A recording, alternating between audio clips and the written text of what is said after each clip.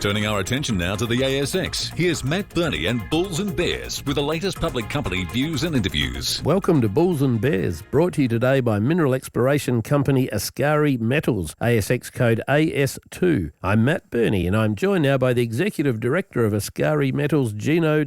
Hi Gino. Matt, hi, how are you? Very good. Now, Askari Metals listed on the ASX in July this year with copper and gold projects he was looking to explore in both WA and also in the revered Lachlan Fold Belt of New South Wales. Since listing, the company has hit its straps with some pulse-quickening gold drill results at its Burracoppin project in WA's Wheatbelt and some eye-catching copper and gold rock chip samples at the Horry Copper project in the Kimberley region, also of WA. All right, Gino, before we get into your Burracoppin drill results, just tell me what made you drill there in the first place? Okay, thanks, Matt. Well, I think immediately the one thing that comes to mind is the fact that we are located within 15 kilometres of strike of the Ramelius gold mine, the Edna May gold mine in the eastern Wheatbelt of Western Australia. And it's also the fact that there was some very high-grade historical drilling undertaken in the area previously. Results such as 18 metres at 5.64 grams from surface, as well as 14 metres at 13.7 grams tonne gold from 32 metres, were tantalising results that initiated our aggressive entry into drilling at Burracoppin. All right, so you put your first holes into Burracoppin. What were the headline numbers? So headline results that we encountered through our drilling include 4 metres at 4.27 grams a tonne from 25 metres, including 2 metres at 7.88 and 1 metre at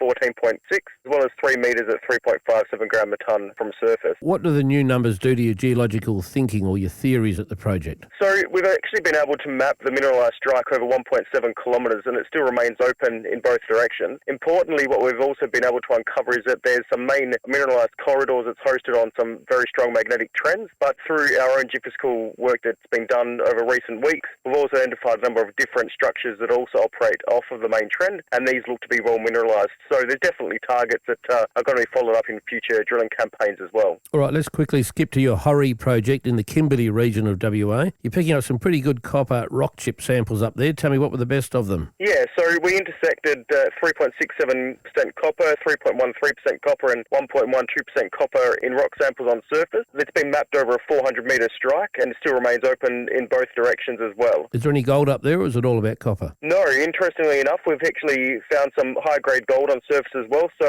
at an area north of the Martins Find South prospect, we've intersected 13 grams a tonne gold from surface, and in the historic Mount Dockerel tailings site, we intersected 5.6 grams a tonne gold and 1.1 grams a tonne gold. And again, the strike is fairly extensive, over 450 metres and remaining open in both directions also. Gino from Askari Metals, thanks for joining me on Bulls and Bears today. And remember, we're only here to give you information, not advice, which you should of course seek independently. I'm Matt Birney and this is Bulls and Bears. For more public company CEO interviews, go to the Money page on the 6PR, 2GB and 3AW websites and click the Public Companies tab.